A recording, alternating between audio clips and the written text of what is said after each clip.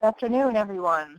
Welcome to this Elder Justice Initiative webinar, From Good to Great, Building Strong Elder Abuse Multidisciplinary Teams.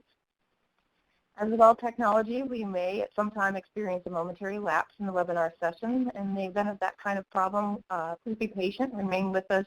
The webinar should resume shortly. We do want to take a moment and make sure that everyone is connected properly. If you are experiencing any technical issues, please let us know in the feedback box on the lower right in the chat feature. If you cannot access the chat feature, you may also send our technical specialist, Jason, a message via email at jadams@ovcttac.org. As you do have questions throughout the webinar, we encourage you to use the chat box and let us know. We'll be using that for some polling questions as well. We will address questions throughout the webinar as time allows, and again at the end of the webinar if there are any remaining questions. And so at this time, I'm going to turn things over to our host, Talitha Guinn-Shaver, the MDT Technical Advisor for the U.S. Department of Justice. Talitha.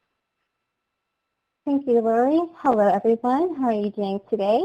We are really excited that you have all taken the time to join us for what I think will be a very productive Elder Abuse MDT webinar.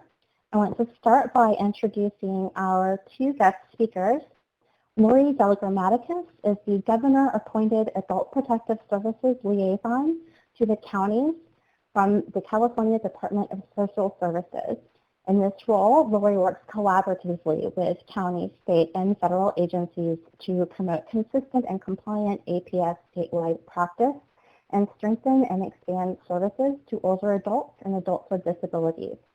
Lori is the incoming president of the National Adult Protective Services Association and has received the NAPSA 2016 Distinguished Service Award. Before coming to the state, Lori worked for 8 years as the program manager of the Master Program at the Academy for Professional Excellence, where she spearheaded the development of the NAPSA 23 core competency training modules for adult protective services that are currently being used in whole or in part by the APS programs throughout the nation. She received the 2008 NAPSA Collaboration Award for this project. So welcome, Lori. Very excited to have you on the call today. Thank you, Talitha.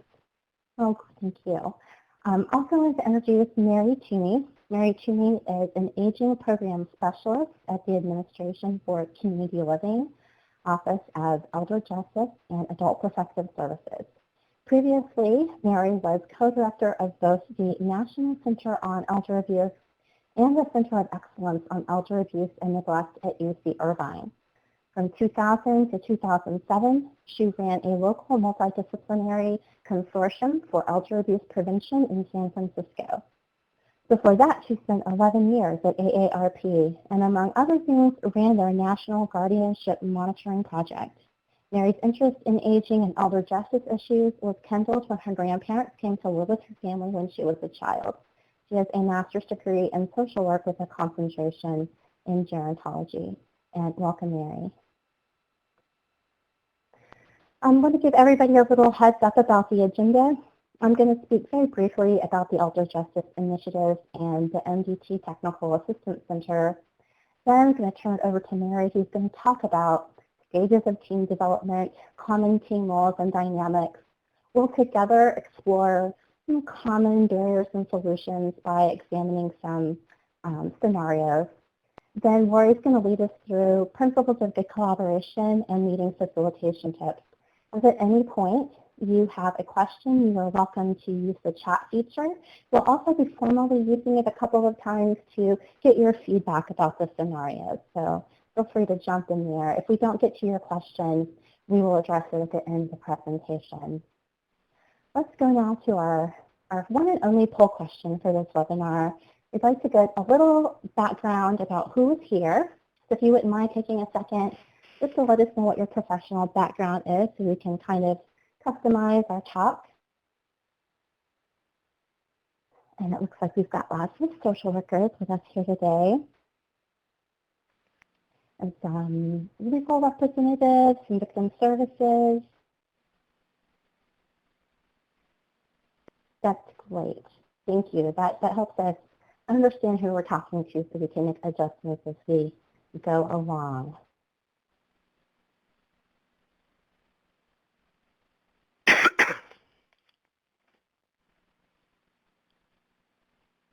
So the Elder Justice Initiative has many projects that are intended to support issues of elder justice on a national level. The mission is to support and coordinate the Department of Justice's enforcement and programmatic efforts to combat elder abuse, neglect, and financial fraud and scams that target older adults. And the initiative does this by promoting justice for older adults, helping older victims and their families and caregivers, enhancing state and local efforts through training and resources, and supporting research to improve elder abuse policy and practice. If you haven't been to our website in a while, I would encourage you to go take a look at it. It has been redesigned in a way that I think really helps the user find good content quickly. So on the left-hand navigation, you can see various topics of information. We have a lot of rich resources for prosecutors, for older Americans and their families and caregivers, for victim services, and really excited to announce that we now have multidisciplinary teams in that left navigation as well. When you go there, you'll find out about the MDT Technical Assistance Center, and you'll have access to the MDT Guide and Toolkit.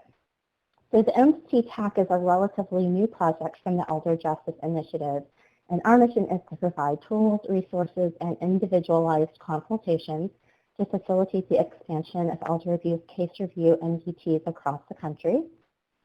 And we do this by responding to requests for information, materials, toolkit items, etc. We provide remote consultations, so we can do a phone call, a Skype video, chatting session. We can consult through email. We also do in-person consultations, so we'll go out to MDTs in their communities and do hands-on learning together to try to work through barriers and obstacles that teams might be experiencing. We offer educational opportunities such as today's webinar, and then we have the new MDT Guide and Toolkit. Throughout today's presentation, we might be referencing items that you can find in the Guide and Toolkit. So at the very end, you'll see a link to where you can get to it online. And just before I turn this over to Mary, I wanted to just make note of how inherently complex MDTs are and how complex the problems that arise in them are, because they can come from so many intersecting domains. And so we're going to dive into some of the influences that can sometimes feel daunting when you're trying to work through them as a team. But I think that Mary and Lori will kind of give you a framework for thinking about the influences that might be causing problems with your team and how to communicate a little bit more effectively. We also noticed when we got together and started talking about elder abuse MDTs that we all kind of learned the hard way that creating a good MDT is more than getting people to the table. So once you have all these different professions who are willing to talk to each other and sitting around a table, there's still a lot of growth to happen. So Mary, do you want to jump in and talk to us about MDTs? Yes, thank you so much, Talitha.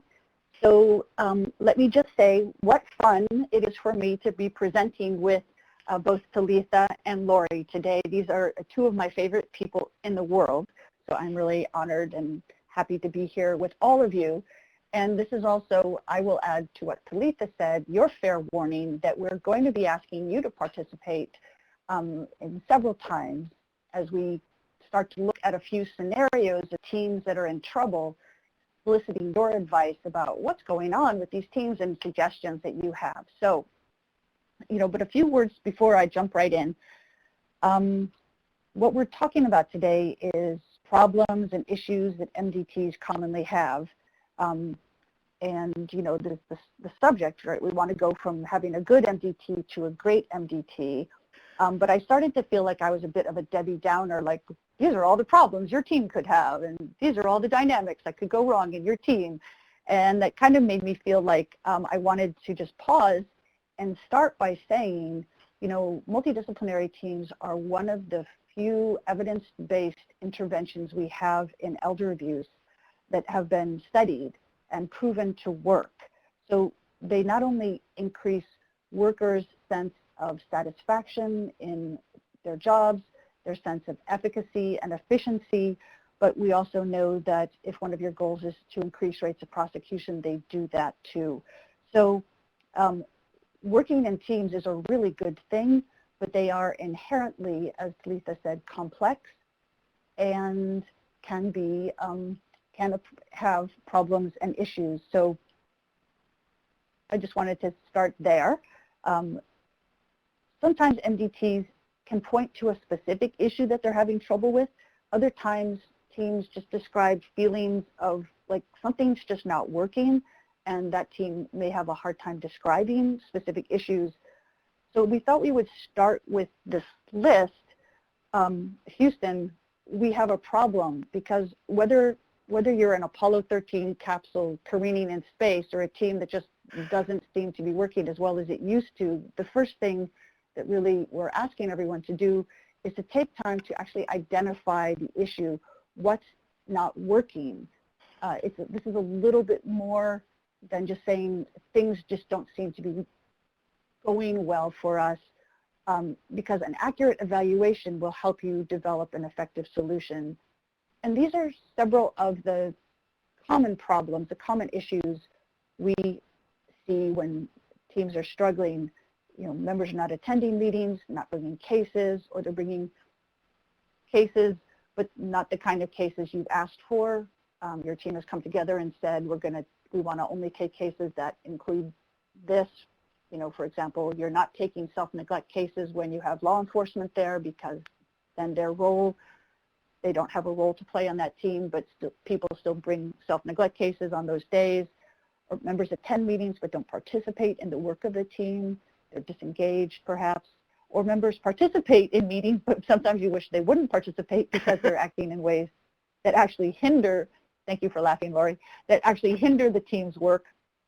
Or members, if your MDT is the kind that asks people to do work between team meetings on cases, members are not doing that work. And then there's other with a big question mark. A lot of these problems that we've identified are in what I would call case review MDTs. And what we know, though, is that a lot of MDTs are also doing other kinds of work. They're doing outreach to seniors in the community. They're doing education. They're doing public awareness or perhaps advocacy work. But I think these problems above are sort of in the basic dynamics that happen in teams that we wanted to talk with you about. So we thought we'd start with scenario 1. So searching. Go ahead, Talitha. All right, so here MDT Tech, our team began working together last year. Initially, it was difficult because we had trouble finding a location that was convenient for everyone. But people had a lot of enthusiasm, and we finally did find a solution. Now people are attending the meetings regularly. However, we are not getting enough cases, and sometimes we have to cancel the meeting. We know the cases are out there. Can you help? And that is something I have heard from so many teams. We know there are cases. They're not being brought to us. What's going on here?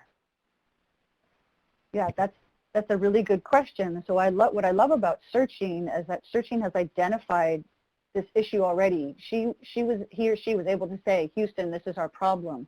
We're meeting, but we're having to cancel because we don't have cases anymore. You know, there are so many reasons that this could be happening to searching's team.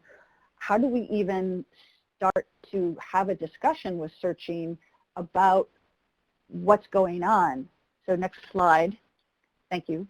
So we wanted to create a paradigm for all of us to start to think about what are the many different kinds of issues that are going on with any case that's finding itself struggling. We came up with 3 sort of buckets in this, 3 focus areas for exploration so that you can seek the root of the issue. Sometimes there are issues in all 3 of these buckets, and sometimes you'll just find there's one issue in one bucket that's making a big difference. And so I'm just going to go through these quickly right now, because what we're going to do is unpack unpack a bucket. We're going to unpack this suitcase filled with these different focus areas. But one of the big ones is how the group is working. The group is just like a family. There are times when things are all going swimmingly, and then there are times when people are struggling because of their role or because of where the team is in its evolution. Then there was a bucket that we're calling framework issues. So these are the logistics. Where are you meeting? When are you meeting? Can you park there? How accessible is it? Are those issues playing a role? Or structural issues. So who's on your team? Do you have a leader? Do you have a coordinator? Issues related to structure. The next one is issues related to procedures. So do you have memorandum of understanding? Do you have an intake procedure, a case flow procedure? Any of these might be at play. And then there's issues that we are calling sort of special issues related to not so much that the reason cultural is in quotations, it's not about culture like we might think of it in terms of our common vernacular understanding, but what we're talking about is the culture of the team in this case. Do you have ground rules for behavior in your team? Have you come to a collective set of beliefs that are embraced by everyone on the team? And then political, again in quotations, is a small p. This is not big P, but more about the history of how the team came to exist. Are there old rifts within agencies that are being played out in your MDT that have political roots? Are there issues around power and authority in the team? So what we're going to do now is look at scenario 1, searching, and apply this framework, this paradigm to unpack this case. So what we're going to do is start with our exploration of what's going on with Searching's team by looking at the stages of group development. And the theory we're working from here is probably familiar to some of you in terms of the theory is that groups or teams go through distinct stages of development. And this is a framework that was produced in the 1960s by a man by the name of Bruce Tuckman.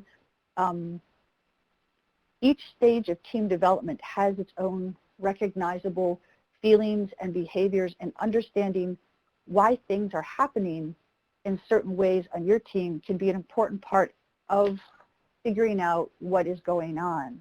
So the 4 stages, are helpful for recognizing a team's behavior, and they're useful as a basis for team conversation rather than boxing a team in by saying, this is your diagnosis or very judgmental.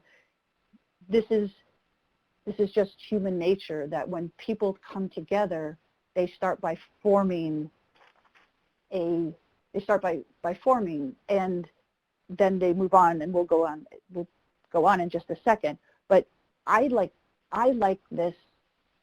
these 4 stages, which we'll go through in just a second, because for me, I feel like when I can identify what stage my group is in its evolution, and groups don't only go in one direction. They don't go from 1 to 3, only go from 1 to 2 to 3 to 4. They sometimes go from 4 to 2, just like the stages of grief. We're happy for that paradigm that Kubler-Ross developed, but we know that one doesn't just go from 1 to 8 and then have healed. Similarly, when a new leader comes into a group will have sometimes will have a dysfunctional response. If you know that ahead of time that that's likely, you are, what they say, forewarned is forearmed. And so understanding some of these basic principles of group development is good for anyone who's not a hermit. That was I realized this is just what happens when I get together with my sisters. This is what happens when I get together with my MDT or my work things. So let's talk about forming. During the forming stage of team development, team members are excited and eager to work. It's a really fun time to be in a group. They have high positive expectations of team experience, but it's also clearly a time of anxiety when people are trying to figure out where they are in their roles. Just like that first days of school in September. That for those of you who are like me, nerds, like yes, here we have a brand new exciting day, new pencils, new everything. That's your forming stage. So the team is creating the team with clear structures and goals at this time.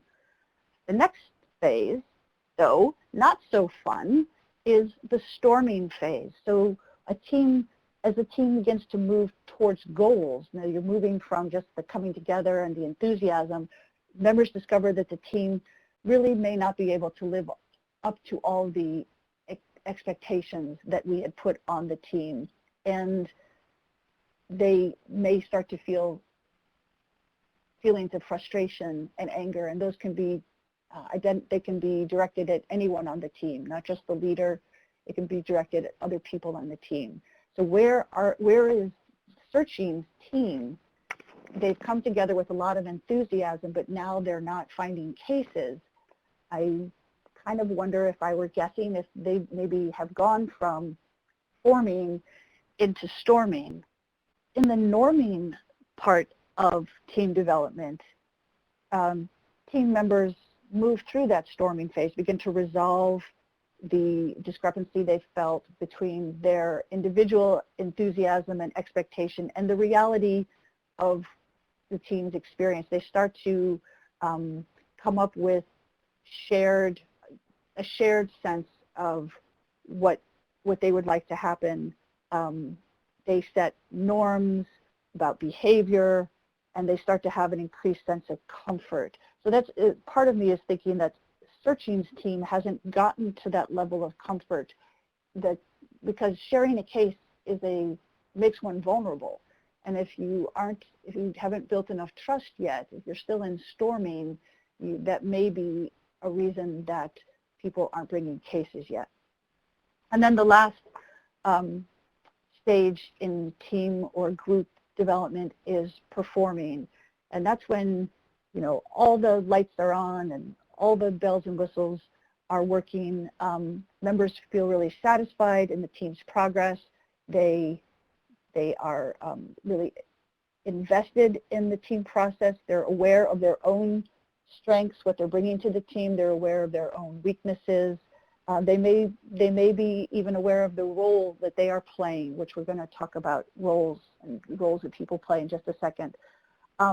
And they start to feel a part of something bigger than themselves. And if you've been on a good team, you recognize that feeling. It's a wonderful feeling when you see the impact that your team is making, and you know that you alone or your agency alone could not have done what that team is doing for your clients. But again, while there always is the need for a team to refresh itself, so you don't want, having gotten to performing, if you just assume that you're going to stay at performing and other things are changing, like the environment around you is changing, or your leadership is changing, or your coordinator has changed, or a really important team member has changed, your group will experience some backsliding to other parts of the 4 stages. And I shouldn't have said backsliding, because that makes it sound like it's bad. It's just normal. It's just what happened. And there shouldn't be judgment about it. It should be, oh, we've gone to storming again. It's just like, we're at storming. But if you know that that's going to happen, you can do things to minimize that before it happens. So I like this because I feel like these 4 stages because I feel like it really helps me to understand where my team is. Let's move on to games, what I'm calling games people play, team roles.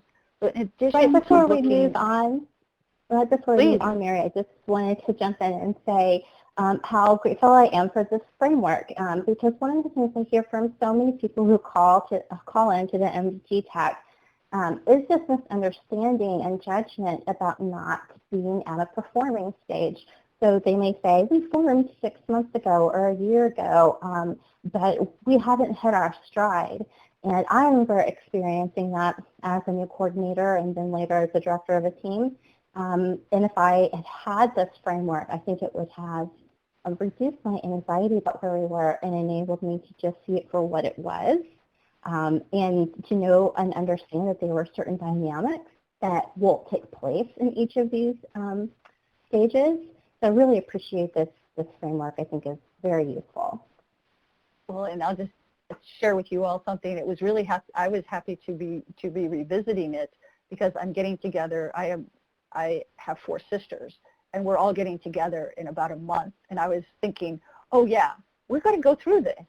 So better forewarned and forearmed.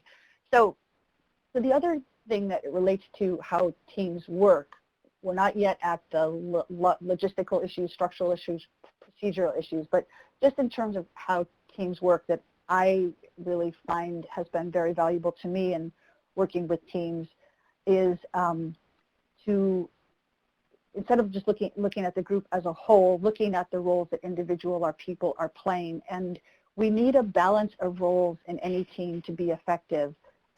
These 3 kinds of roles, task roles, these are people, you love to have them on teams. These are people who are task-oriented, move projects along, come to quick decisions, et cetera.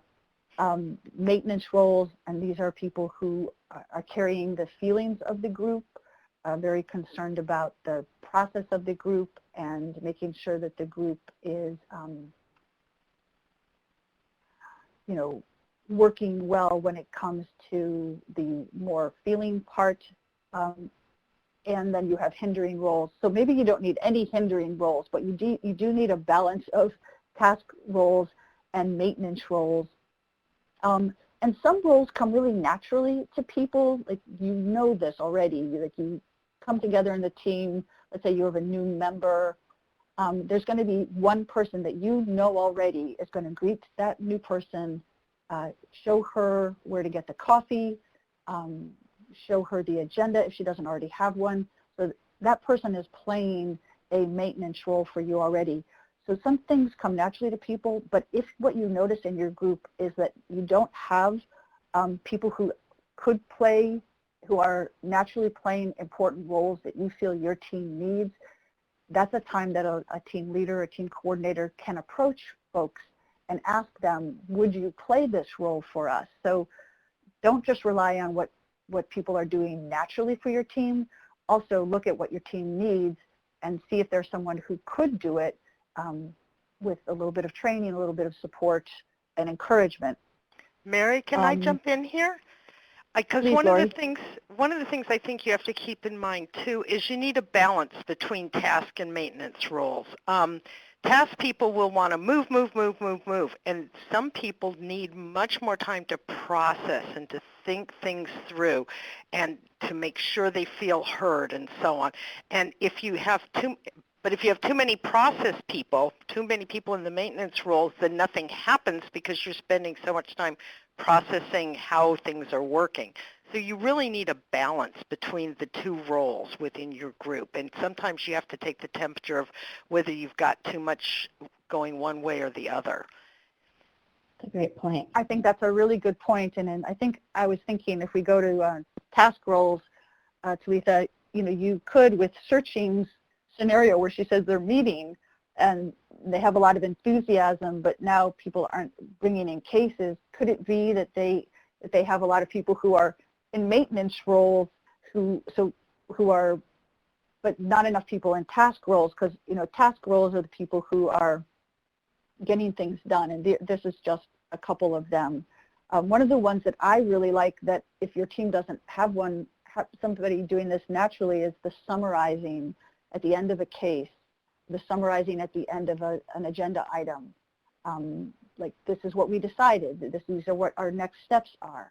So happy for you if you have somebody doing that naturally, but if not, maybe to ask somebody to do that. And on the next slide, you see just briefly what some of the maintenance roles are. And I feel bad for going through this so quickly, but we have a lot to cover, and I just want to make it clear to you also that these resources are going to be available to you via the slides at the end of the presentation. So yeah, maybe there are a lot of skills in searching, in the scenario 1, searching's room, but not enough task-oriented people to get things done. So these are just some of the maintenance roles, and now hindering roles. So why does it seem like hindering roles come very naturally to some people? And I'm sort of being funny there, because sometimes the hindering role is not done intentionally. It can also be an issue that is related to the culture of the agency that that person is coming from. It can be somebody was told, you go to the case conference, but you can't speak because we have a different understanding of confidentiality. So they seem uncooperative, they seem withdrawing, but perhaps it's not how they would normally play if they were given their own devices. So I wonder in the scenario number one in searching, is someone playing a hindering role that is making it uncomfortable for others to bring cases? We just don't know enough yet, but I wanted to share those hindering roles with you. Someone once told me that there will always be someone in every group, no matter what that group is, who will be outside the group. And now when I go into groups, again, whether it's family or teams or work, I look for that person. And sometimes that person is not the person who's outside the group in the next group I go to, if I'm going to groups where they're both in the group. So I always thought that was fascinating, that there's always someone who is somewhat outside the group. There's always a leader. There's always someone who's slightly outside the group. So let's turn now to the second part of our paradigm, which is looking at the framework issues. So what are the things that create the walls of your team? We talked about the feelings, and we talked about the group dynamics, logistical issues. Once you've explored all of those other things, this is the who, where, when, and how your team works. And when we think in scenario one, they're not getting enough cases. So what's going on? Let's look at the next page. Could it be that, we know they spend a lot of time trying to find a meeting location because they told us that. Maybe it's something as simple as the meeting time is not good for folks. Do they need to, even though they found a location, is it still really far away for some people to get to? Is it that people can't park? So I remember when I was working here in San Francisco, parking is really hard. And we finally realized we had to move our team from where we had been meeting in our association, our agency, sort of a little bit in the boondocks of San Francisco down to a more centralized location, and that improved attendance and case consultations. Structural issues relate to who is on your team and who is doing what.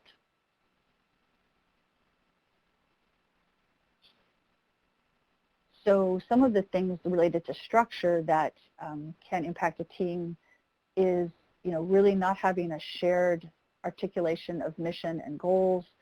You don't have a dedicated coordinator. Maybe your leader is not as strong as you need your leader to be given your team. Maybe players are not coming, certain key players are not coming. If you need a psychologist to be on your team, that's one of the key players, but no one is coming. Why would anyone else send a case to you if there's not a psychologist there to make sure that to be there to respond to the case that person wants to bring? Or the people who are coming have been told you have to go, but you don't have any power, you can't really participate. So some of these issues are related to who is doing what. And so going back to scenario one, Searching's group is new, and they've taken the time to articulate their mission and goals, but we learn when we talk to them, they don't have a dedicated coordinator. So no one really has the time to solicit cases from team members.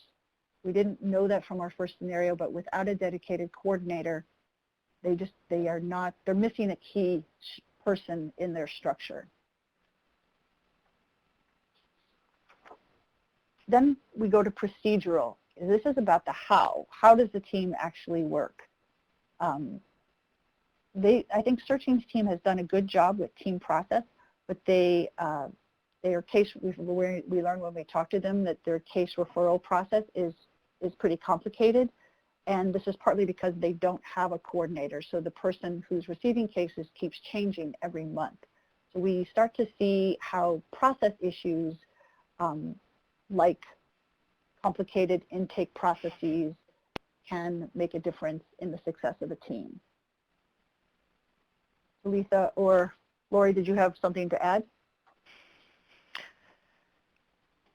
This is Talitha. I'll jump in. I have seen a lot of procedural complications with teams that interact with that can cause many other symptoms to show up. So if you're having a symptom like not getting cases, you might look and see, are you asking the same agency to present all the time, or is there a burden on the agency or organization who's presenting, and is there a way to alleviate that burden, for instance? So I think jumping in and examining how you're getting things done can alleviate not only this one symptom that we're seeing of not getting enough case referrals, but it can alleviate a lot of the symptoms that kind of bubble up to the surface, thinking about how you're doing your work and if there's a way to optimize it. And Talitha, do you want to do a shout out about the upcoming, you're doing a webinar on confidentiality, I understand? Because that's one of the areas that people have a lot of trouble with is you know, what can we share and how? And how do we set that up? Yeah, I don't have a date yet, but we are working on a confidentiality project that's going to include a best practices document as well as a webinar that will be on that subject. So this isn't something that we're tackling in this webinar, even though it is a common barrier. We do have a lot of great information inside the MDT Guide and Toolkit. There's an entire chapter dedicated to confidentiality and ethical considerations. So if you are encountering that barrier, that challenge, you are welcome to go and check out that chapter. We also have in the toolkit lots of MOUs and confidentiality agreements that have been submitted from other MDTs that provide a good platform for you to develop your own, a good starting place. And we also have a statutory review. So we went state by state and said, what is in the statutes about information sharing within MDTs? And so it's broken down into very clear categories. Basically, your state explicitly allows information sharing. Your state doesn't say anything on it. Or here's something that's a little bit vague and confusing that your state is offering on the subject. So if you have this, those barriers, do check out the guide and toolkit. I think this guide and toolkit is such a great resource for the field, and so I wanted to just allay any fears or concerns that people have that that we may not get through all of this information. That will be a lot of it is available, a lot of answers and resources available in the toolkit. So we wanted to just talk about the last bit related to our paradigm for looking at what's going on with the team, which are these special issues, culture and politics. So, teams create their own culture. You know that your team is you've become a team. Someone said when you have inside jokes that somebody just has to look at the team and say, Tuesday, and everybody starts laughing. The problem is that, those 8 people in the room may be laughing, but if you have a new member, the new member is now feeling way more left out than he or she would have if somebody had taken the time to explain, orient them, make sure they're comfortable, and explain what everybody means by Tuesday. So I remember doing a presentation at a school, a dentistry school, and I was using the word client, and halfway through the presentation, a student raised his hand and said, what do you mean by clients? We don't have clients. And I realized I don't think he heard the first half of my presentation because he was trying to figure out what I meant by clients because he has patients. So we all have stories about how just language differences, organizational culture, even things related to like ethical underpinnings, confidentiality, and those two things are quite related. How perspectives about what the team's goals are or perspectives of agencies and how they impact the development of the team. So cultural issues, I was thinking that related to searching, scenario one, that maybe their agencies haven't had a chance yet to really establish their culture, which may be impacting why they're not getting as many cases. Right.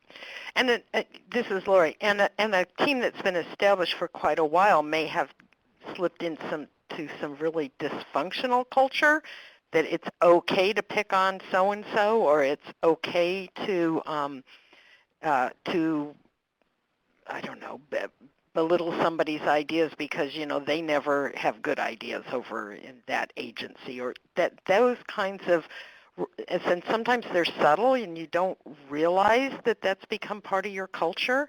So you do have to kind of watch how your culture of your team is developing and what people are thinking is okay, which might really not be very okay.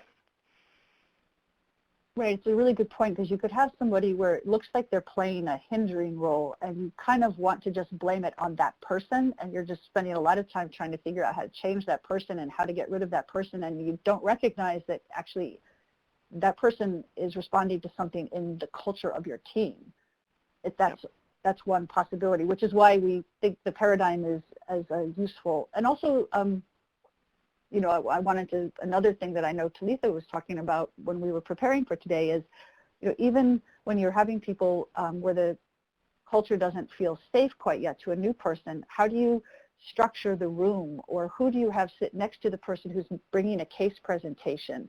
I know I've worked on teams where we had APS social workers bringing case presentations to a room full of lawyers and doctors and psychologists and people with guns. And it was important and helpful to have them sit next to the leader of the team.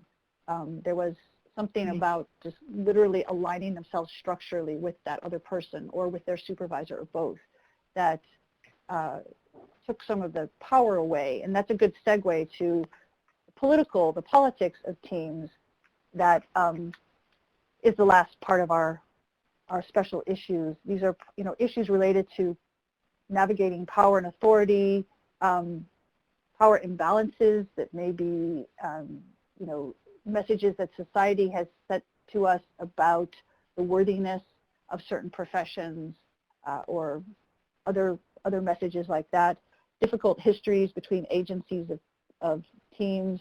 We're going to have a scenario in a minute where the team that got there was a grant to become the MDT, and the agency that got the grant, they were happy to get the grant, but then the other agencies who didn't get the grant are now coming to their team at their agency where they got the grant. I think there's going to be some political issues that need to be resolved in that team for them to get to performing. So those are just some of the political issues. Now, I'd like to just check in with Talitha. Shall we go to chat on scenario 2? Yes, I'll read scenario 2 and we'll go ahead and chat. And we have a few questions that have come in that we'll address at the end of the presentation because we didn't fit exactly with where we were in the presentation when I saw them. But scenario 2, dear MDT Tech, our team has been around forever. For the last year, it seems that we are just limping along. We meet fairly often, but we don't seem to be making an impact. And the team is on the brink of dissolution. What can we do to revitalize our team and meet the needs of our community? I am the coordinator, and I fear I have run out of steam, and I don't know if I have it in me to keep trying to make this work. Sincerely, Frazzled. So using sort of the framework that we gave you before, I'm hoping that you guys can jump into the chat section and let me know, what do you think the current presenting problem might be? Is there any indication of what stage of formation the team might be in? Can you imagine any team member roles or behaviors that might be influencing this problem? And there are no right or wrong answers. We're just looking to see what's landing with you from hearing this scenario. What do you think could be going on with this team?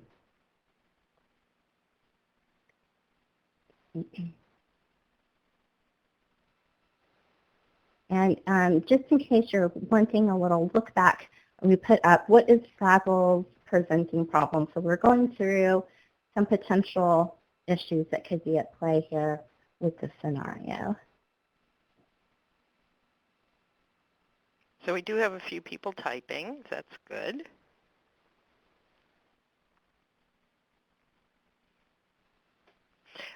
Someone asked earlier to define gatekeeping. Gatekeeping is anybody who determines what case referrals would come forward.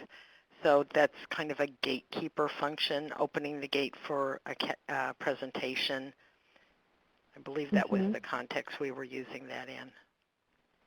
Thank you. Yeah, thank you. And we've got a couple of people jumping in who are identifying this is that the team might be in a storming stage. I think that's a great insight. Even though they've been around for a long time, they could have easily gone back into the storming stage. Somebody else is saying that they might need more task-oriented and goal-oriented members on their team. I think that's a good insight as well. And in terms of specific team roles, has anyone, I feel like we don't often see it where the coordinator is the one who is sort of withdrawing, is what I picked up. Usually it's the coordinator who's calling you, Talitha, right, and saying, oh, my team, I have this person who's withdrawing. But in this case, when we called FRAZZLED, I'm making it pretend as if we called FRAZZLED. So we called FRAZZLED. It turns out that this team has been together for 17 years. And she is only one of two people who's been with the team the entire time. And because they were responding to crises in their community, the team was formed. Oh, I love that I just get to make this up, right? The team was formed during the early 2000s when the subprime mortgage lending crisis occurred. And people were losing their homes left and right. And APS started to see this. Others in the community started to see this and brought a team together so they could work together. So they've been in crisis mode. They've been responding to a crisis for more than a decade. And even though the subprime mortgage lending rates, the crisis has abated somewhat, the team has never really had the time or the wherewithal to refocus and see what would be their new, how they haven't had time to refresh themselves. Does this sound familiar to you, Talitha, from talking to folks from around the country? Yeah, and I think you're touching on something that there could have been changes in your team or changes in the larger community that you're serving that can make you feel like you're not having an impact because you haven't shifted what you're doing. And we had a person here in chat mention a great solution to helping teams feel the impact they might be having. She said, I think bringing back results of cases to show the team that they're making a difference is important. Perhaps they're not getting this feedback. Yes, so closing that feedback loop can be really beneficial.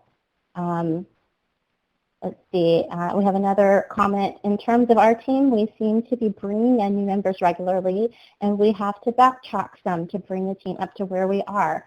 That's a really great insight, having that continued professional education, MDT education, making sure that everybody is on the same page when you sit down. Another comment about having the right key players in place. And that could have a huge impact as well. Really like that comment.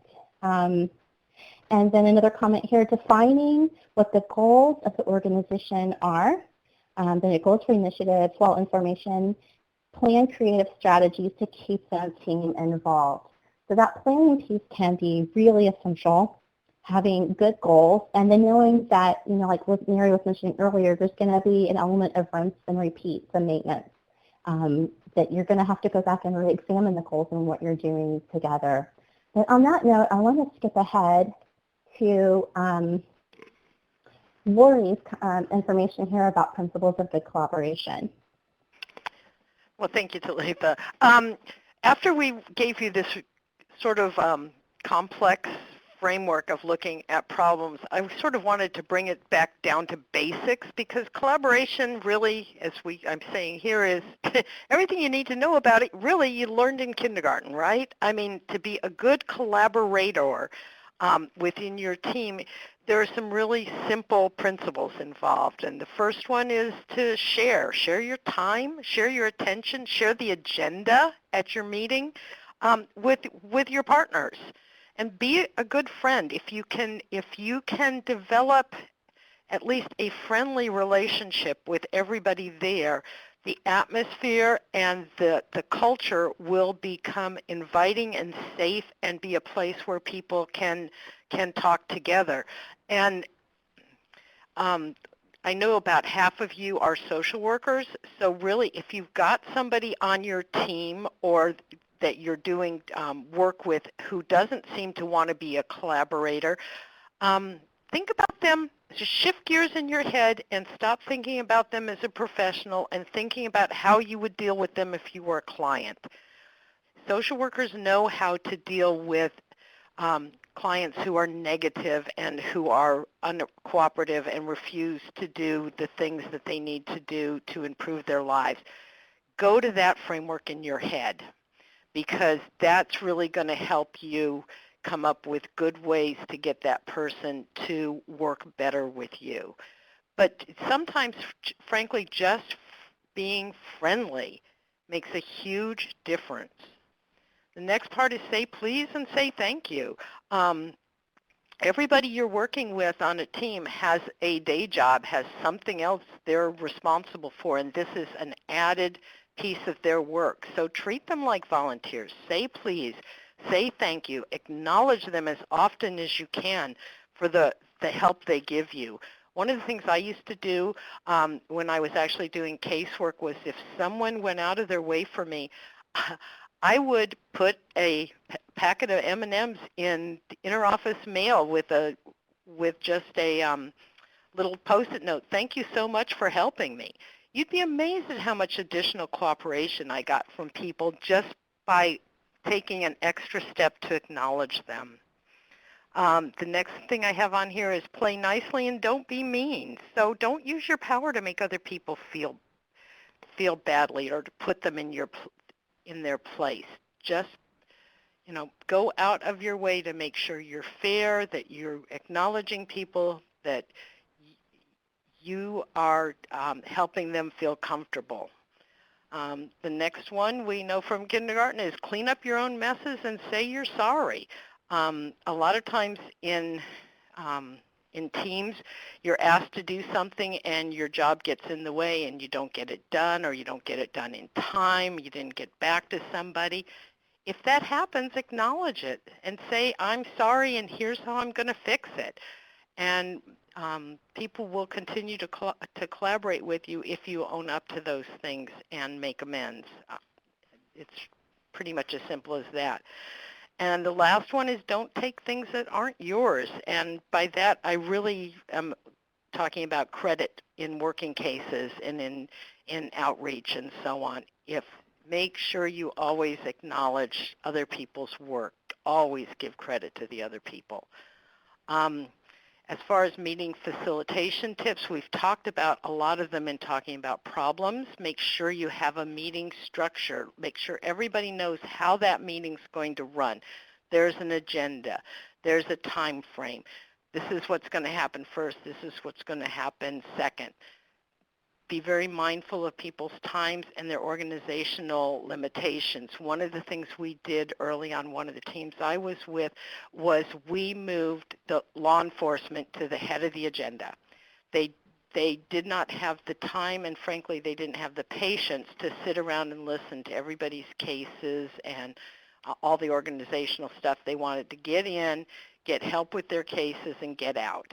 And after we helped them with their cases for a while, and they saw where we were helping them, they stuck around longer. But in the beginning, we had to be really careful about their time. That goes to keep in mind cultural differences between professions.